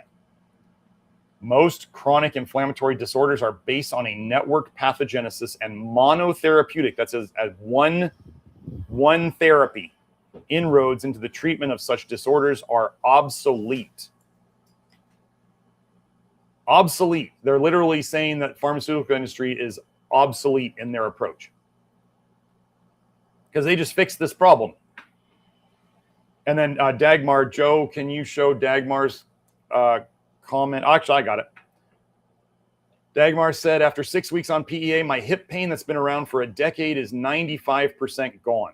Wow, that's amazing. Okay, I'll tell you guys another, since we're talking about muscular stuff.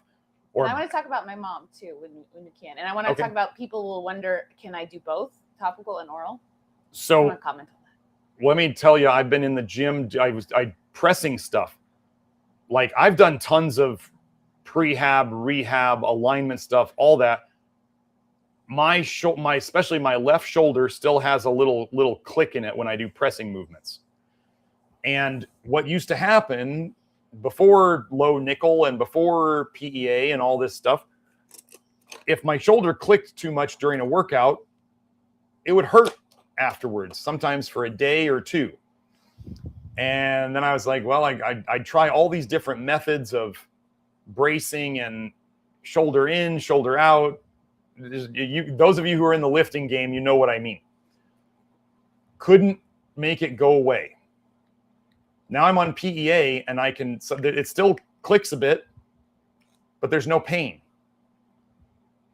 There's no residual pain afterwards. And I'm just amazed. So whatever's happening, I do think the clicking will eventually work itself out, but it's nice to be able to go to the gym and not worry about whether you're going to hurt afterwards. So, oh, and Dagmar says, on my muscle strength and endurance is off the chart. I'm stunned. That's exactly what I'm saying. Like in my workouts now, and I'm going to suggest you guys do this as you feel better, So if you lift weights, so you do a set. And like I used to doing the Judd Leanhard stuff, those of you who are familiar with it, it's, if you go to his Instagram and you watch him, I mean, yeah, he's probably on performance enhancing substances. That's fine. I like his coaching stuff. I'm taking what's the thing? I'm taking the valuable stuff and I'm leaving the rest.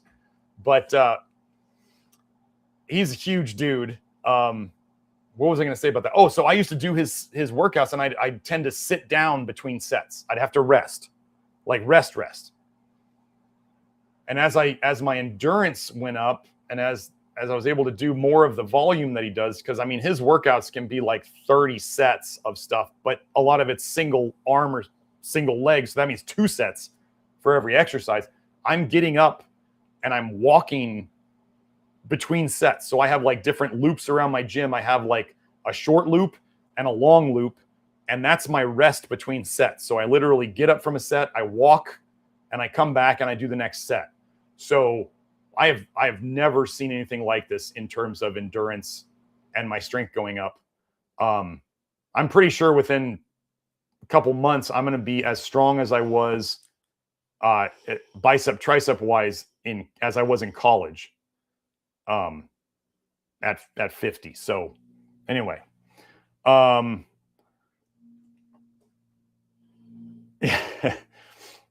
so okay, so let me find that study that Kelsey did, or Kelsey found. Okay, so Kelsey just sent me this paper. But we've talked about this is the hypertrophic scar one, right? Yeah, the keloid scarring that are big and raised and not unsightly. Yeah. Okay, so for those this isn't for they're just testing the PEA. They aren't testing the PEA on scarring. They're testing the levels. Did surgery and they're looking at the tissue and seeing how much PEA they have in their tissue and whether or not they have scarring. Okay. So Joe, I'll grab that Instagram link in a second because I really like Judd Leanhard's stuff. So anyway, a new role for anandamide, defective link between the systemic and skin endocannabinoid systems in hypertrophic human wound healing. So if you've had keloid scars, or if you have whatever, bumpy scars, lumpy scars, hypertrophic scars, the scar actually got bigger than the area. You know what I mean? If you have these, one of the things you might try would be PEA in some lotion, and you're going to rub that scar with the lotion. You're going to go in all directions, go side to side, go up and down, go diagonal, do circles both ways. Like what you're trying to do is to get the scar to remodel, and you're putting the PEA in there so it can. But let's go over what they found. Okay. So they did these surgeries, body contouring surgery.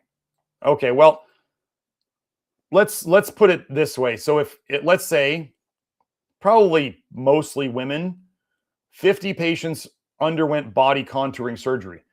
One of the worst things that could happen to a plastic surgeon would be, let's say, to do a plastic surgery on somebody and then they get a big ugly scar, right?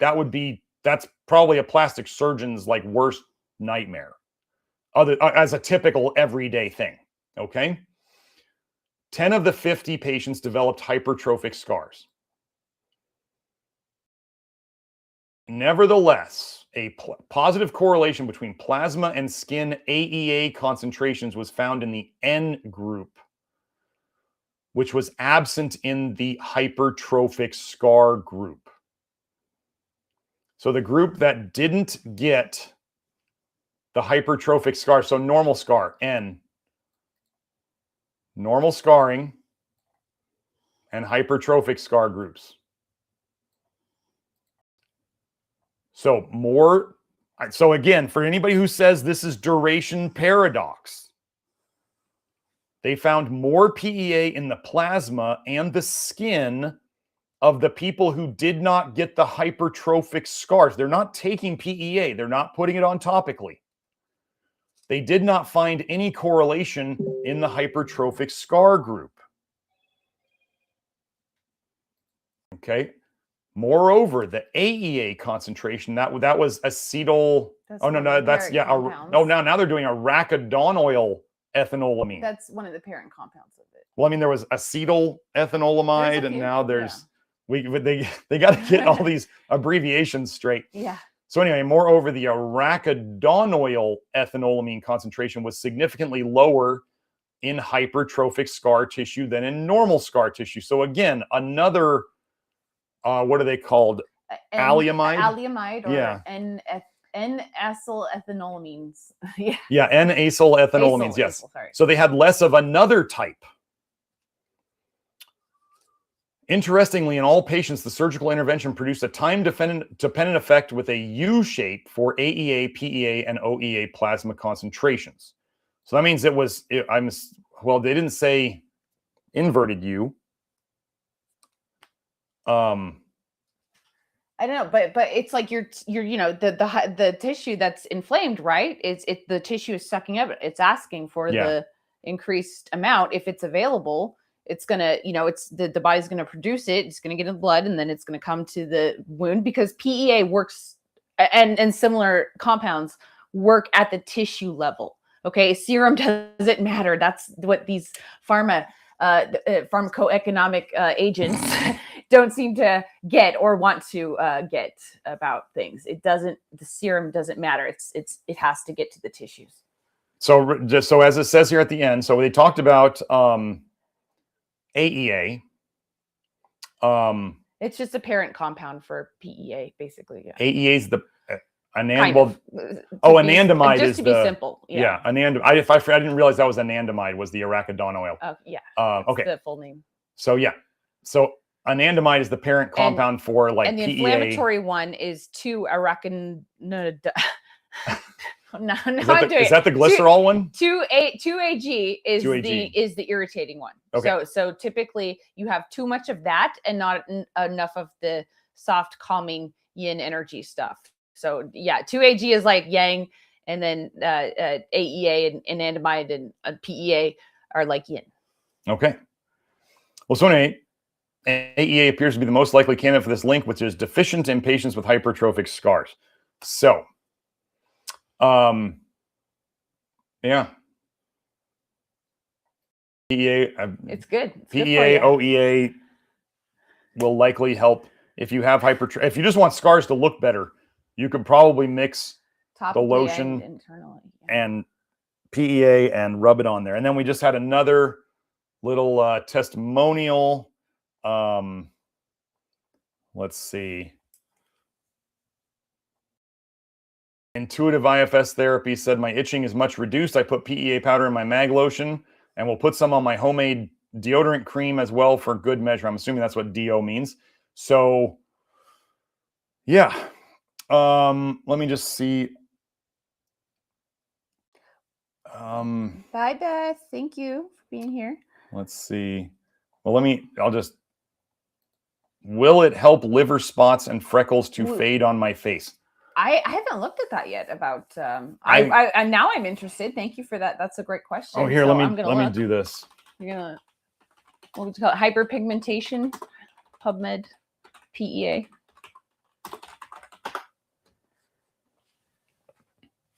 Nothing on lipofusion. But no, hyperpigmentation is more generic. Try that one. Come on, you know how to PubMed, honey. I know how to PubMed. I know how to PubMed. Not seeing anything. They haven't really done that. Doesn't look like they've. You didn't press refresh. It's loading, babe. What are you talking about? PEA hyperpigmentation PubMed. That's exactly what I searched. Oh, okay. It looked like it was still loading. So, anyway, okay. So let's get back to this. So we don't know yet. That would be something. Well, look. It'd probably be worth trying. Let me just go look and see if there's anything else. I'm just doing PEA related. Chats? Yeah. Oh, there was a super chat. Yes, let me get to Tommy's. Okay, so I kind of did this along the way. Thank you for the super chat, Tommy. He says, "Hi, Doc. My biggest concern here is duration paradox. How are you ruling this out? I can't find any long-term studies. Regards." We're going by the fact that, again, multiple indicators. It's made by the body. As you just saw, it's deficient in hypertrophic scars. It's in foods. There's long-term residual positive effects of people taking it, very much like niacin. That's the residual effects. And then the fact that they specifically say in the research there's no withdrawals. There doesn't seem to be any tolerance issues, as in people needing more over time to get the effect. And it's just, we haven't seen anything to indicate duration paradox. And even still, I mean, I don't believe there's any duration paradox, but even still, if this was... We're kind of, suffering from our own success talking about the duration paradox. Yeah. We're now getting accused of it. Right. So, yeah. It's just, there's nothing that indicates that it's a problem long term. I can't find anything. So, and there's not people out there who are coming in. Let's say we're not having people come to the live chat or the comments saying, I took PEA for a year and it completely wrecked my health. We're not seeing any of that. It's not like methylene blue where people are coming back going, oh my gosh, this was the best thing when I started taking it. And now it's like completely ruined my life and my health and my brain. And now I'm addicted to it. Like, I literally had a comment on one of my YouTube videos where somebody says, I am literally stuck taking copper and vitamin D, and I think it was calcium. And they said, I cannot get off of them. Oh. I talked about that in the calcium episode where somebody, as they started taking calcium, they got benefits and they had to take more and more to keep getting the benefits. And then when they tried, then they realized that they were getting negative symptoms too. But if they tried to stop the calcium, their negative symptoms got even worse.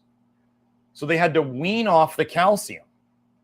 And that's calcium. Like, that's why we are very hesitant about going all in. It seems like that calcium splinter group is kind of falling apart over time, which is what we knew would happen. We kind of knew that was coming. They just needed long enough for the duration paradox to settle in. But I have to from what Intuitive said, Intuitive IFS therapy. I got a little bit of a lipofuscin spot, and I haven't checked in the mirror, but I've been using PEA cream on my face, and it's been looking amazing lately. And I didn't really have too much issues there, but yeah, I'll check on the little spot. I just don't have a mirror right now to see. But can I talk about neuropathy in my mom? And, yes. Okay. And whether you can take it orally and topically. Okay.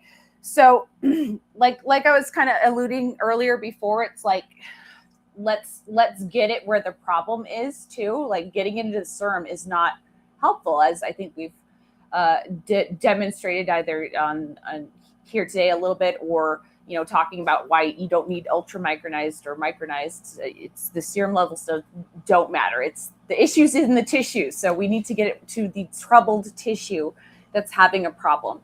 And getting in your gut, there's a very clear gut and skin interaction. That's hard to deny. And then so we're getting it there, and we're also putting it where the problem is on the outside. So we're getting in the gut skin connection point with taking it orally, and we're putting it on the outside too. So you absolutely can. All right. And so some people ask me, well, does it count towards my daily milligrams of PEA? I'm like, I don't know. It's totally up to you. Or will it have, one person asked, thought that maybe that it was keeping them up at night, and will it keep me up at night if I do it topically? We don't know. Okay. So a lot of things act differently topically. Sometimes they do, but yeah. So that's something to watch out for. Sometimes skipping that gut or that first liver pass can have different effects and possibly be better tolerated. But if you're able to tolerate both, you can do them both, and you'll get possibly benefits faster or more comfortably, and you just got to be open to trying it. Yeah. You good? Oh yeah, and my mom. Yeah, I was just gonna say, my mom, when I was visiting her in California, and she was a dentist for a number of decades and worked with stainless steel tools and got nickeled. I'm very certain of it, and was drinking coffee out of stainless steel cups on an empty stomach quite frequently. So I definitely helped her out with that and gave her an RO system and did what I could. Some air filters that were carpeted in dirts, but we tried to take care of our parents as best we can. But I made her some lotion, and she was worried. Well, all the studies on neuropathy and PEA on the topical say it takes 3 months. I'm like, no, Mom, the studies are typically 3 months. It doesn't mean it takes 3 months to start working. I was trying to tell her that and explain how these studies work, because she's like, I'm like, did you go on PubMed? She's like, yeah, So anyways, she's, she didn't grow up with PubMed, and I did kind of, but yeah. So that's the thing. It's not necessarily going to take 3 months to work. It can work pretty quickly. And we found our people are feeling great from it within the first week or two. So, you know, that's always nice when you know if something's helping you, and then the benefits are accumulating. And then just because they check them at the first point and then the 3-month point in the research does not mean it takes 3 months. So, you know, just look out for benefits early on and try to see how it helps you. There may be some, you know, I'm open to all feedback from hearing about this stuff, but there may be some kind of retracing happening at first, but maybe that doesn't mean you need to go down. Maybe you're just have to retrace it and stay at the same dose, or you can go down. There's always that. That's always something you can do, as we say. But overall, it will help. It will help that issue. I believe that. I think it's similar with the MSG, is that people were having, you know, little stirrups like I did when I first took quite a lot of MSG, trying to fix my issue there. But overall, it helps the problem, and you just sometimes have a little retracing at first, I believe. Yeah. Did I sum that up okay? Yes. Okay. So Joe, before you show that image again, I wanted to just hit on one more comment, and then we're going to hit on the image Joe showed there for a second, and then we'll wrap it up. Okay, so Ola said, I just got my PEA and I took 1.5 teaspoons, felt like an overdose. Oof. I'm still nauseous today and hot flashes. When can I start with the correct dose, and will I be okay? Well, I think I may have been. I think I may have been overzealous. Okay, so we're going to tie all this together. First, remember that the dose on even the serving size on the powder or one capsule is 600 milligrams, a quarter teaspoon. Okay. Yeah, she took. So Ola, you took six capsules, or a teaspoon and a half, which is 6 quarter teaspoons. Yeah. So you took a lot. 3.6 grams versus 600 milligrams. You took 6 times the dose. And if that was your first dose, as we talked about, could it cause a bit of a detox? Sure. Yes. We don't see this very often. Actually, let me show you. So we have this. So we'll get back to when can you start with the correct dose. We don't know. Let me see where. Maybe wait for the space weather to calm down. Where was it? I want to find the one where. Did you tell them about the Schumann lately? And yeah, I'm going to get into that right now. So we have. So this is what Intuitive IFS Therapy said. PEA is an amazingly side effect free. I'm so sensitive to supplements, and I'm amazed that I can get away with 3 doses of PEA a day. Right. So I want you to see that, like, could people have in the literature, could people have, you see in the literature, they say people didn't have side effects, or they were absolutely minimal and nobody but quit. They're checking in again 3 months later. So we don't really know what happens that first week. Okay. Right. Usually they're not checking within the first week. Yes. So anyway, so what we're seeing is that it gets along with people really well. It's all, as we always talk about, it's better to start slow, small and slow, and then move up. So yes, you may have taken too much, Ola. And what I would suggest you do is you wait for these symptoms that may have been caused by the too much PEA. Bye, Dagmar. Thanks for joining us. What's that? Oh, I was just saying bye to Dagmar. Okay. So I would just wait for those symptoms to resolve, which they should go away if you took too much and it just kind of caused a detox reaction, like dumping of the stuff into your system of fatty toxins, and then just try again at 1/8 of a teaspoon, maybe 1/4 of a teaspoon at the most, just once in a day. See how that goes. And if that goes okay, then you could start progressing upwards if you wanted to. So now, let's get Joe. Can you show that Schumann picture again? Okay. Did you send it to him already? Can we get rid of that comment on the bottom? So I just wanted to cover, we don't usually cover too much on space weather. However, can I get rid of that? Yeah, there we go. Okay. Where's the current one? So the top one is the most current one. So I just wanted to show you guys this, Monday, the 27th. So last night on the Schumann, when you see the white spikes, especially when they're off the chart. I don't know if you know about Schumann. I don't know if you can see my, there we go. My mouse, but the Schumann is supposed to be, Joe, don't scroll. The very top line, the green line across the top, that's where it's supposed to be. and these giant like spikes. Think of these like almost like lightning. Ascension symptoms. Right. This is almost like lightning in terms of energetics from the sun that then is causing the earth to kind of, if you want to call it, vibrate at a certain frequency. So when you hear about grounding and you hear about the earth's heartbeat and you hear about 7.83 hertz, that is at the very top of this chart. This chart actually, so the magnitude of it goes down. So it's like light, like think of it as like lightning from the sky. It's starting at the top and it's going down to the earth. Okay, so you can't see my mouse, but anyway, there's just that those top green lines. One of those is the 7.83 on this chart. These white spikes. This is when the Schumann resonance, instead of like the pretty little 7.83 hertz Earth's heartbeat thing. No, these are like. This is when the PTB does some 87, sussy stuff. 100. Like these are huge spikes. And if you felt bad, so this on the 27th, so last night, yesterday, if you felt bad yesterday, like we'll put it this way. My buddy and I and Edis, my buddy Edis and I and Kelsey were just kind of going yesterday. It's like a gong in space, Joe. Yes. We were saying, when is it going to stop? Like it just, because I have alerts on my phone. And it just kept sending alert after alert. And I'm usually pretty chill. And I was getting like light sensitivity and air hunger and butterflies in my stomach. And I was like, what is this? Yeah, it's that.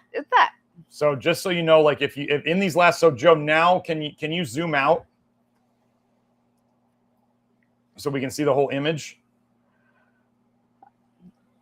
I'm gonna go get ready. Other way, Joe. Okay, so these overlap. So when you're looking at these. Okay, turn off your mic. Okay, all right. Bye, everyone. So if you look, you can kind of see on that top image the middle white spike that goes to the bottom. And if you look on the 26th of Sunday, you'll see that there's that same. And don't forget to make the lotion. Oh, right. Put the lotion on your skin. It puts the lotion on its skin. Yes. So anyway, you'll see that these days overlap. It's not just one day on the images. You can match up the parts of it. You can see the same patterns that are overlapped day to day because those graphs are longer than a 24-hour period. But anyway, so what we're getting at is in the last 5 days, there's been a lot of Schumann. There's been, if you follow space weather stuff like Stefan Burns, Stefan Burns, there was, if you know anything about this, there was literally a coronal hole with a sunspot in it. So there was a sunspot in a coronal hole. I had never seen that before. And he was kind of talking about it going, I don't know what this is going to do, but what we're seeing in the Schumann is there was a lot of stuff. So anyway, just know that if you felt bad recently, this could very well be it. Okay. So we're going to, it's Esther. Intuitive IFS Therapy is Esther from the Love Your Liver Forum. Cool. Awesome. Glad to have you here. So let's start running these text things. Okay, so we're going to wrap it up now. Sorry I didn't get to chats today. We have things we have to do around the house that we got to get done, our appointments and all sorts of stuff. So we're going to follow through the links here. So nutritiondetective.com, that is our main website. That's where you can find our supplement shop. That's where if you want to buy magnesium lotion, the best magnesium lotion on the market to mix with some PEA. We don't sell PEA yet. We are working on hopefully a PEA supplement and the PEA lotion with magnesium and zinc and niacin all in it. So it will be, that's the plan. We got to see how all these things play together in a lotion. We're still trying to figure that out. My formulator's waiting on the PEA to arrive. So anyway, there's the shop. That's where you can get the magnesium lotion. There is the VIP store. That's for our Love Your Liver members to get discounts on all the supplements. There's the Love Your Liver membership, which is, we'll go over in a second, consultations with Kelsey. You heard her chatting here today. We blood tests and hair tests. And then we have instructions for the supplements on our site for each one of them. So don't forget that that's there. We have the Love Your Liver program at members.nutritiondetective.com. That's the direct link. You can also find it on our main website under the membership tab. If you want to sign up for our email newsletter, we've been trying to announce the Love Your Liver live stream and the Inner Circle archives when we put them up. And like last newsletter we sent out, I sent out the magnesium lotion and PEA recipe. So our newsletter is actually useful. And sometimes we put in flash sales and things of that nature. So if you want to sign up for that, go to madnessofmodernnutrition.com, or you can find it at the very top of our website. YouTube. YouTube.com/Nutrition Detective. You're already here. Joe's got that going. Rumble. There's our Rumble user/Nutrition Detective. If you wanted to see episode 198 of the Love Your Liver live stream. Funny thing, so when you guys heard me try to correct Kelsey about not using certain naughty words on our YouTube channel, well, there was a certain 3-letter acronym that cannot be named that she used on episode 198, and I didn't know it was such a problem, and that's why that episode is not on YouTube anymore, and it is only on Rumble. So that's why I wanted to correct her, and now I'm going to edit the video. So this video will not be up as a live stream. This video will be up as a video on YouTube because I want to take out that C word that we are not allowed to say. I gotta watch Kelsey, man. She's not used to doing this as much as I am. So Twitter, x.com. I'm on Twitter. We're posting all our shorts on there. For those of you guys who are subscribed to us on any of the social media, we've been putting up new shorts that I've been doing. Somebody said that the AI had gotten really good, and it sounded just like me and it looked just like me. And I was like, that's not AI. That's me, just with I have a different lighting setup and a different, and I'm using my phone as the camera instead of the video camera. So anyway, that's X. We're on Instagram. There it is, the.real nutrition detective. And then Facebook, we also have the.real nutrition detective. So we're the same on both the Meta channels. TikTok, if you go there, TikTok, whoa, that's just blows my mind. When I go there, I'm like, this is just slop. Anyway, at Nutrition Detective there. Substack, drgarrettsmith.substack.com. The lovely Beth Martens, who told us about her mosquito bites and her histamine reaction and all that stuff today, the testimonial, she does inside the Love Your Liver program, which is a one-time fee. Inside the Love Your Liver program, Beth does a free weekly, a no cost, as in once you're in the Love Your Liver program, there's no money to go to her weekly Deprogramming Your Health group inside the Love Your Liver program. Kelsey is now doing one of Beth's courses, I believe. I've done 3 sessions with Beth. We both really like her stuff. But if you wanted to find out what would be best for you to do, she does a free 30-minute zero-cost session. You can find her website there. And she helped me do the toxic bile paradigm videos on my channel. Those are Love Your Liver 231 to 233. And sometimes Beth and Dagmar do abbreviated versions of topics I do on Beth's Beth of Fresh Air podcast, because I know I talk a lot and sometimes people just want to get the meat. So she does that, and I don't mind that at all. The Reviv Mouthguard. I can't say enough about this. I think it's great.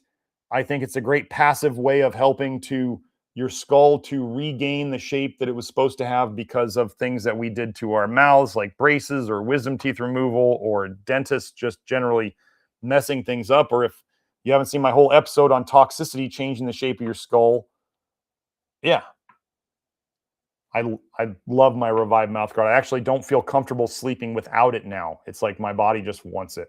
So there's an affiliate code there if you want to use it for, I think, 10% off. Sperti Lamps. You need light, folks.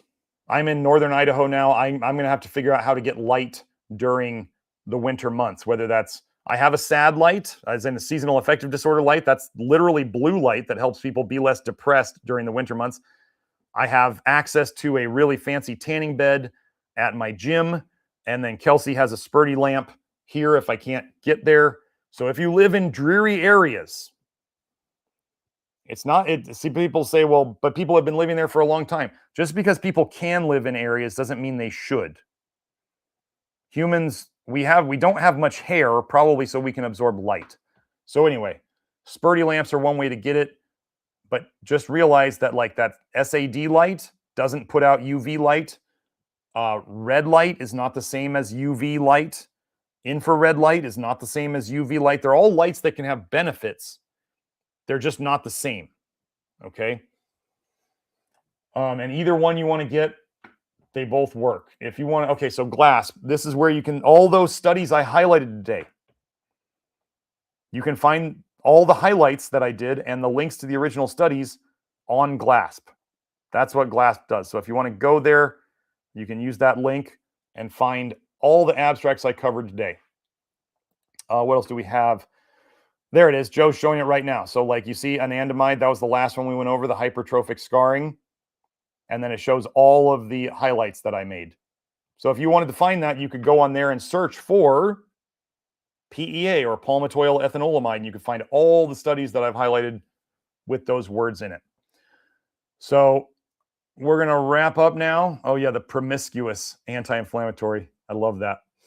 I'm Dr. Garrett Smith, also known as the nutrition detective around these here YouTube parts. And the lovely Kelsey joined me today. She is our main health facilitator, reviewing people's hair tests and blood tests with them and giving them supplement recommendation plans. And we're both doing the office hours now, which is the follow-up and guidance and troubleshooting stuff that we do for people who have done the packages. So that was awesome. This was Kelsey's idea today, just so you guys know. I was wondering what I was going to do today. And Kelsey was just really, so you guys know, Kelsey was like, let's do topical PEA. I really wanted to get out there to people so they can start using it because, and I was, you could think about this from, okay, let's think about this from a pharmaceutical standpoint, the pharmacoeconomic implications. Let's say I was a business owner and I made lotions and I only cared about profit. Let's just say I only cared about profit. Would I have done this episode today and told you to go buy PEA elsewhere and you could mix it up in any lotion you wanted, but I'm going to recommend my magnesium lotion? I could have saved this for later if I was really worried about the pharmacoeconomic implications of what I'm doing. But Kelsey said she wanted to get this info out there. And the topical thing, well, the PEA subject was Kelsey's baby. And the topical PEA is another one of Kelsey's babies. And she wanted to get out there. And I was just like, okay, great. That's a great topic. So even though we're making a lotion with it in it, we're going to tell you guys about it now so that you can get started getting relief and we can get this information out to everybody who maybe they can't get our lotion or whatever. They can do it at home. So yeah, pharmacoeconomic implications. That was just hilarious. Okay, Sergio Homoni gave a super chat. Can you please check if the Jim Beam PEA is okay? Thanks. Well, here, I'll go do that. Since you did the super chat, thank you very much for that super chat. Sergio, Jim Beam PEA. Whoa, wait. Okay. Oh, Joe, can you show my screen? Here, I was looking at this and I went, wait, not pea protein. But then down here we got PEA. So yeah, not pea protein. This is not pea protein. We don't want pea protein. But they also have a PEA product. So let me go look at this one. We'll do the live review. Let's see. In one dose, I need to see product detail. I just want.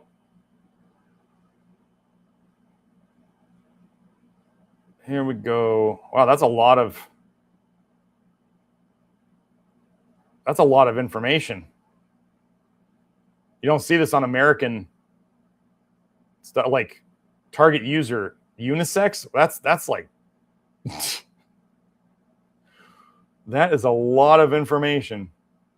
They're saying it's vegan, so I don't know what they're making it from. Composition and dosage. That's what I should have looked at. Okay. PEA. the capsule of hydroxypropyl methylcellulose. That's the vegan capsule, folks. That's what they use. We do gelatin.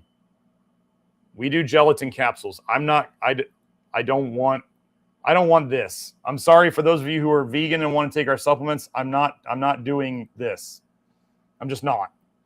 But okay, so Sergio, I don't mind if this is all you can get, and that's the capsule, I don't mind it. I'm saying for our products, we're going to make gelatin. Anti-caking agent, magnesium salts of fatty acids. I believe what they're saying here is magnesium stearate. They're trying to not put the words there because, folks, okay, let me tell you what's going on. So like some people, they see the Pectaclear and they go, oh my gosh, it's got magnesium stearate in it. I'm not going to take that. It's stearic acid, which is a normal fatty acid found in beef, bound to a magnesium molecule. Like sometimes we actually have to literally use our brains and go, stearic acid bound to magnesium. That will likely break apart when it's in your body into stearic acid, which you eat every time you eat beef, and magnesium ions. Now, do I want magnesium stearate in my supplements that I make for you guys? No, I don't want it there. Am I still going to take Pectaclear because that's my only option for that right now? Yes. In other news, don't email Julie about this, but in other news, I am working on a Pectaclear, I'm working on a nutrition detective version of it, I'll put it that way, that will not have magnesium stearate or any of the other things in it. So you guys know how I make my stuff. I think Pectaclear is a brilliant product. And I've been working on sourcing the correct ingredients to do my own. And I'm going to make it better because that's what I do. But yeah, magnesium stearate, I'm not worried if this is all you can get, bulking agent. Okay, so they put in some microcrystalline cellulose. So this is basically like super purified sawdust.